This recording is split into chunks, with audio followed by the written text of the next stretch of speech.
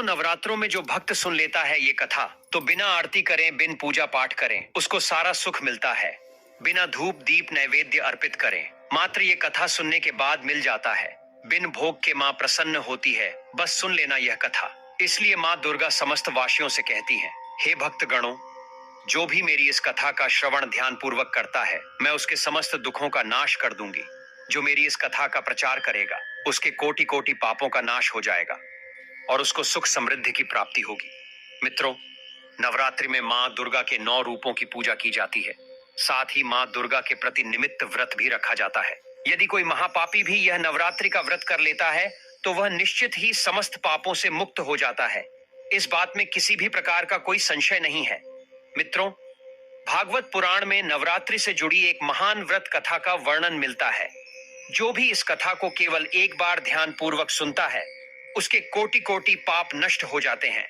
माता शेरावाली की कृपा से उसे धन धान्य पुत्र सुख समृद्धि इन सभी चीजों की प्राप्ति होती है। इसीलिए एक बुद्धिमान मनुष्य को नवरात्रि के व्रत की इस कथा को ध्यान पूर्वक अवश्य ही सुनना चाहिए। जो भी मनुष्य इस कथा को ध्यान से सुनता है और इस कथा को समस्त लोगों को सुनाता है, उसकी कभी अधोगति नहीं होती है। चलिए मित्रों, हम आप सभी को सुनाते हैं नवरात्रि के व्रत की एक महान कथा। मित्रों, आप सभी इस कथा को पूरा ध्यान पूर्वक अवश्य सुनना। एक समय की बात है, हिमालय की पहाड़ियों में बर्फ से ढका हुआ कैलाश पर्वत, जहां पर भगवान शिव ध्यान मग्न होकर बैठे हुए थे, विधि के विधान को सच्चाई की राह पर लाने के लिए। तभी वहां पर देवर्षि नारद अपने हाथ में वीणा लेकर कैलाश पर्वत पर उपस्थित होते हैं। देवर्षि नारद जी को देखकर महादेव अत्यंत प्रसन्न होते हैं और प्रश्न मुद्रा में देवर्षि नारद जी से कहते हैं, पधारिए देवर्षि नारद जी, आज के इस प्रयोजन से आपका कैलाश पर्वत पर आगमन हुआ है। भगवान शिव की बात को सुनने के बाद देवर्षि महाराज जी कहते हैं, हे प्रभु, मैं आपके पास नवरात्रि के व्रत का महात्मा सुनने के उद्देश्य से आया हूँ। नवरात्रि का यह व्रत क्यों रखा जाता है? इस व्रत को करने से कौन सा फल प्राप्त होता है? इस व्रत की विधि क्या है तथा इस व्रत के नियम क्या है? कृपया आप इस विषय का ज्ञान मुझे प्रदान कीजिए। देवर्षि नारद जी की बात को सुनने के बाद महादेव मंद मुस्कान के साथ कहते हैं, हे देवर्षि, आज आपने सृष्टि के कल्याण के लिए उत्तम ही प्रश्न किया है। आपके माध्यम से आज समस्त संसार को इस व्रत के महात्म के बारे में पता चलेगा। इसीलिए आप मेरे द्वारा सुनाए गए महात्म को ध्यान से सुनिए। आज मैं आपको नवरात्रि के व्रत का एक बहुत ही महत्वपूर्ण महात्म सुनाता हूँ तथा इस व्रत को करने की विधि और नियम भी मैं आपको बताने का प्रयास करता हूँ। किंतु उससे पहले मैं आपको नवरात्रि के व्रत की एक महान कथा सुनाता हूँ। जो भी मनुष्य इस कथा का श्रवण करता है, उसके समस्त पापों का नाश हो जाता है। इसके साथ ही उसकी दरिद्रता का भी नाश हो जाता है। इसीलिए आप सभी लोग इस कथा को पूरा ध्यान पूर्वक अंत तक अवश्य सुनिए और इसका प्रचार कीजिए। भगवान शिव की बात को सुनने के बाद अब नारद जी कहते हैं, हे प्रभु, कृपया आप मुझसे वह कथा कहिए। मैं इसे ध्यान से पूरा अवश्य सुनूंगा और इसका प्रचार भी करूंगा। तब भगवान शिव देवर्ष नारद को कथा सुनाते हुए कहने लगते हैं, हे देवर्ष नारद, पूर्व काल की बात है। कौशल देश के मध्य में एक बहुत ही दीनहीन और धनहीन एवं विशालकाय कुटुंब वाला हर्षवर्धन नाम का एक वैश्य रहा करता था। उस वैश्य की कई संतानें थीं जो कोई काम नहीं करती थीं और धन के अभाव से हमेशा ही दुखी रहा करती थीं। उनके पास करने के लिए भी कोई उद्योग नहीं था। रात्रि में जो कुछ भी उसे खाने को मिल जाता था, वह वैश्य उसे अपनी संतानों को खिला दिया करता था और जो कुछ भी बच जाता, उसी से अपना भी पेट भर लिया करता था। पूरा परिवार दिन भर भूखा रहता था और केवल रात्रि को ही थोड़ा सा अन्न खा लिया करता था। इस प्रकार से वह वैश्य स्वयं भूखा रहकर दूसरों का काम करके अपने परिवार का पालन पोषण कर रहा था। उसके यह दिन बड़े ही दुख भरे थे। वह वैश्य स्वभाव से अत्यंत निर्मल और सज्जन था। वह धर्मपरायण, शांत, सदाचारी, सत्यवादी, क्रोध न करने वाला, धैर्यवान और अभिमान रहित था। वह प्रतिदिन देवताओं और अपने पितरों का पूजन किया करता था। वह वैश्य अपने द्वार पर आए हुए अतिथियों की पूजा किया करता था। वह अतिथियों के लिए भोजन की सामग्री पहले से रखे रहता था। जब कोई अतिथि उसके द्वार पर आते थे, तो वह सभी को भोजन कराने के बाद ही भेजता था। जो कुछ भी अतिथियों को भोजन कराने के बाद बच जाता, उसी से वह अपना गुजारा चलाया करता था। उसके अब ऐसे ही दिन गुजर रहे थे।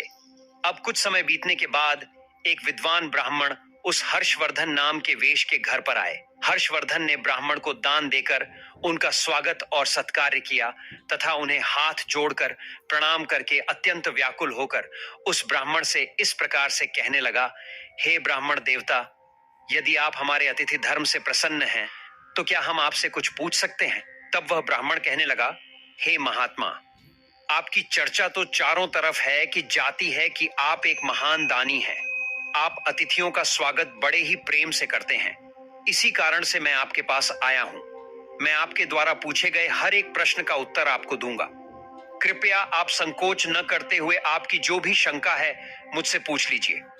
उस ब्राह्मण की बात को सुनने के बाद वह वैश्य कहता है, हे ब्राह्मण देवता, कृपा करके आप मुझे बताइए कि मैं मेरी इस दरिद्रता का नाश निश्चित रूप से कैसे हो सकता है।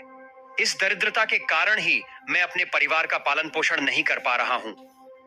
हे ब्राह्मण देवता, मुझे धन की अभिलाषा नहीं है, किंतु मैं आपसे कोई ऐसा उपाय पूछ रहा हूं जिससे मैं अपने कुटुंब का पालन पोषण करने के लिए समर्थ हो जाऊं।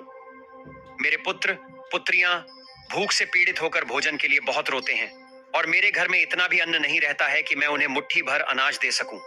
उनका दुख मुझसे देखा नहीं जाता।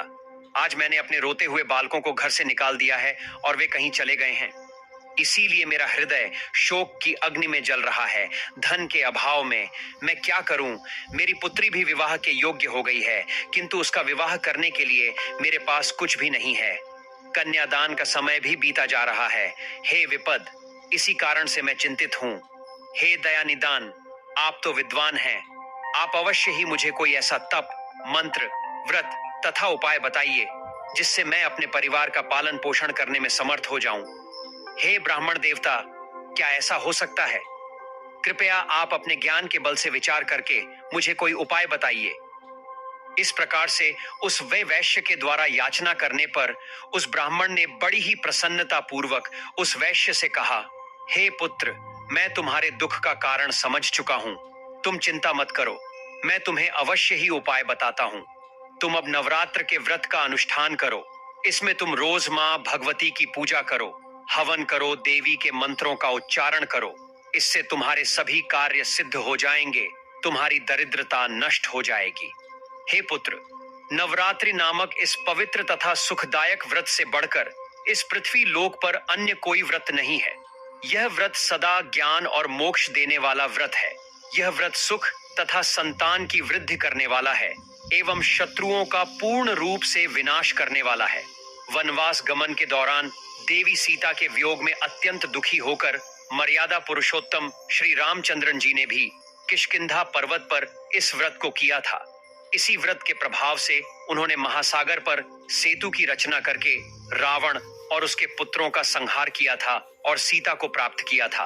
अब महादेव कहते हैं, हे देवर्षि, इस प्रकार से ब्राह्मण ने नवरात्रि के व्रत का महत्व उस वैश्य को सुना दिया, जिसे सुनकर वह वैश्य बहुत प्रसन्न हुआ और उसने उस ब्राह्मण को अपना गुरु मान लिया और उनसे देवी आदि शक्ति के मंत्र की दीक्षा ली। तत्पश्चात उस वैश्य ने अत्यंत भक्ति पूर्वक नवरात्रि में उस मंत्र का जाप किया और अनेक विधि तथा उपायों से मां भगवती का पूजन किया। इस प्रकार से उस वैश्य ने 9 वर्षों तक नवरात्रि के व्रत का अनुष्ठान किया। फिर 9वें वर्ष के अंत में अष्टमी तिथि को अर्धरात्रि आने पर साक्षात महेश्वरी ने उस वैश्य को दर्शन दिए और कहा, हे पुत्र, मैं तुम्हारी भक्ति और पूजा से अत्यंत प्रसन्न हूं। तुम्हें जिस भी वर की कामना है निसंकोच होकर तुम मुझसे मांग लो। तुम्हें जो चाहिए वह मैं तुम्हें प्रदान करूंगी। साक्षात मां दुर्गा को अपने सामने खड़ा हुआ देखकर उस वैश्य का अंग कांपने लगा। उसकी आंखों से आंसू झलकने लगे। मां दुर्गा के उस अद्भुत दिव्य स्वरूप को देखकर वह वैश्य हर्ष से उत्साहित होने लगा। फिर उस वैश्य ने माता को प्रणाम किया और उनसे कहने लगा, हे मां, मैं आपके दर्शन पाकर ही धन्य हो गया हूं। माता, आपका दर्शन अत्यंत दुर्लभ है। आप तो सचमुच त्रिलोक सुंदरी, सर्वशक्तिमान, समस्त संसार की जननी है। मुझ जैसे साधारण भक्त को आपने दर्शन देकर बड़ा ही उपकार किया है। हे मां, अब मेरे मन में कोई कामना नहीं है।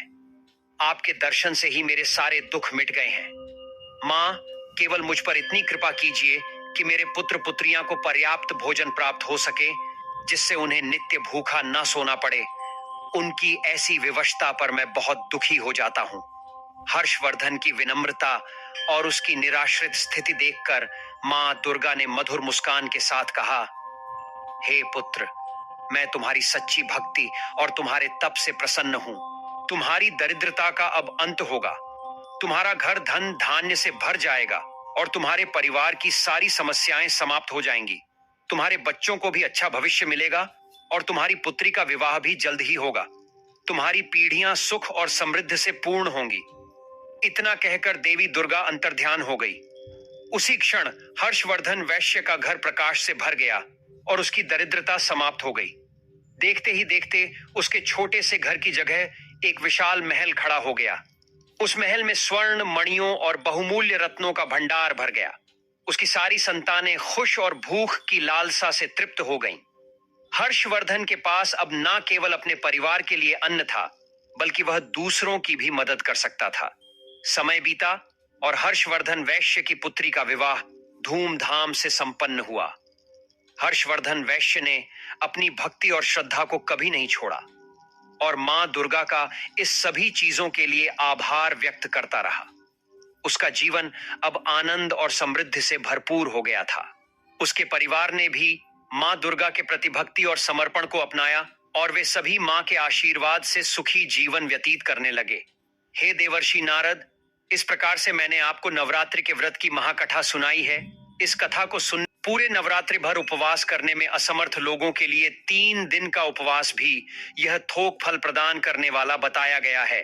भक्ति भाव से केवल सप्तमी, अष्टमी और नवमी, इन 3 रात्रि में देवी की पूजा करने से सभी फल सुलभ हो जाते हैं। पूजन, हवन, कुमारी पूजन तथा ब्राह्मण भोजन, इनको संपन्न करने से नवरात्रि व्रत पूरा हो जाता है। इस पृथ्वी लोक में जितने भी प्रकार के व्रत एवं दान है, वे इस नवरात्रि व्रत के तुल्य नहीं है, क्योंकि यह व्रत सदा धन धान्य प्रदान करने वाला, सुख तथा संतान की वृद्धि करने वाला, आयु तथा आरोग्य प्रदान करने वाला और स्वर्ग तथा मोक्ष देने वाला है। विद्या, धन अथवा पुत्र, इनमें से मनुष्य किसी की भी कामना करता हो, उसे सौभाग्य, दया तथा कल्याणकारी व्रत का विधि पूर्वक अनुष्ठान करना चाहिए। इस व्रत का अनुष्ठान करने से विद्या चाहने वाला मनुष्य समस्त विद्या प्राप्त कर लेता है और अपने राज्य से वंचित राजा फिर से अपना राज्य प्राप्त कर लेता है। पूर्व जन्म में जिन लोगों द्वारा यह उत्तम व्रत नहीं किया गया है, वे इस जन्म में रोगग्रस्त, दरिद्र तथा संतान रहित होते हैं। जो स्त्री बंध्या, विधवा अथवा धनहीन है, उसके विषय में यह अनुमान कर लेना चाहिए कि उसने अवश्य ही पूर्व जन्म में यह व्रत नहीं किया था। जिस मनुष्य ने दुख तथा संताप का नाश करने वाली सिद्धियां देने वाली जगत में सर्वश्रेष्ठ शाश्वत तथा कल्याण स्वरूपिणी भगवती की उपासना नहीं की, वह इस पृथ्वी तल पर सदा ही अनेक प्रकार के कष्टों से ग्रस्त, दरिद्र तथा शत्रुओं से पीड़ित रहता है। हे देवर्षि, अब मैं आपको इस व्रत से जुड़े कुछ महत्वपूर्ण नियम बताता हूं। इसे ध्यान से सुनिए। नवरात्रि के व्रत का आरंभ तब होता है जब मनुष्य दृढ़ निश्चय और शुद्ध हृदय से व्रत करने का संकल्प लेता है। ये संकल्प ही उस यात्रा का आरंभ है जो व्यक्ति को देवी दुर्गा की कृपा तक पहुंचाता है। जब कोई व्रती देवी दुर्गा की उपासना के लिए व्रत का संकल्प करता है, तो उसे अपना मन और शरीर शुद्ध रखना चाहिए। शुद्धता केवल बाहर ही नहीं, बल्कि मन की आंतरिक पवित्रता भी आवश्यक है। यही कारण है कि व्रत का आरंभ संकल्प से होता है, जिसमें व्यक्ति अपने आप को देवी दुर्गा के चरणों में समर्पित कर देता है। व्रत के दौरान भोजन का विशेष ध्यान रखा जाता है। केवल वही अन्न ग्रहण करना चाहिए जो पवित्र हो और बिना तामसिक पदार्थों के बना हो। यदि कोई पूरे 9 दिनों तक उपवास कर सकता है, तो यह श्रेष्ठ माना जाता है। लेकिन यदि शारीरिक कारणों से ऐसा संभव ना हो, तो फलाहार या एक समय का भोजन ग्रहण किया जा सकता है। भोजन में सात्विकता होनी चाहिए, अर्थात प्याज, लहसुन और मांसाहारी से दूर रहना चाहिए। संयम से जीवन जीना ही सच्ची उपासना है। जब तुम देवी दुर्गा की आराधना करो, तो उन्हें केवल फूल, धूप और दीपक से नहीं, बल्कि अपने हृदय की भक्ति से अर्पित करो।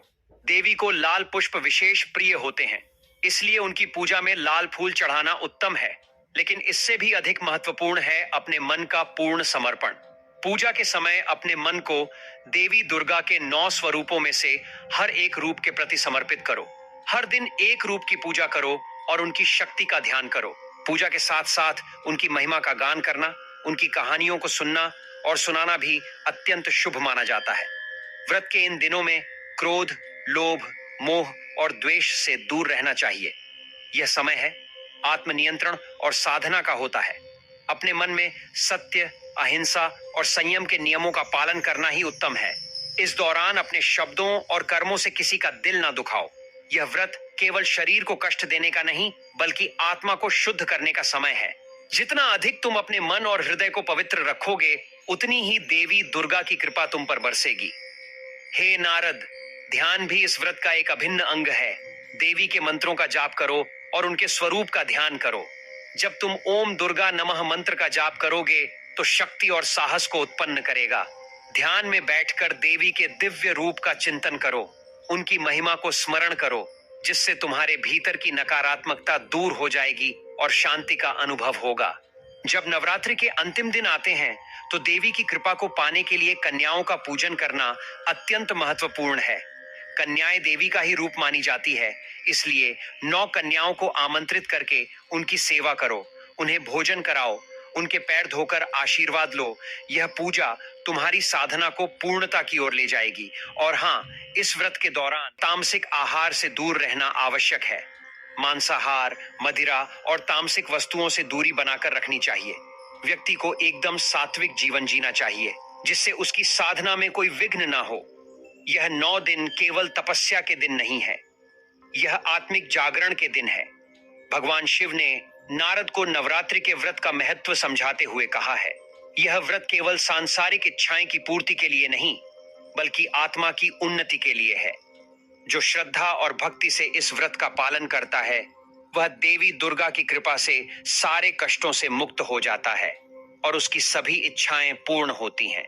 इसीलिए हे नारद, जो भी इस व्रत का संकल्प ले, उसे तन, मन और आत्मा की पूर्ण पवित्रता के साथ इस साधना को करना चाहिए।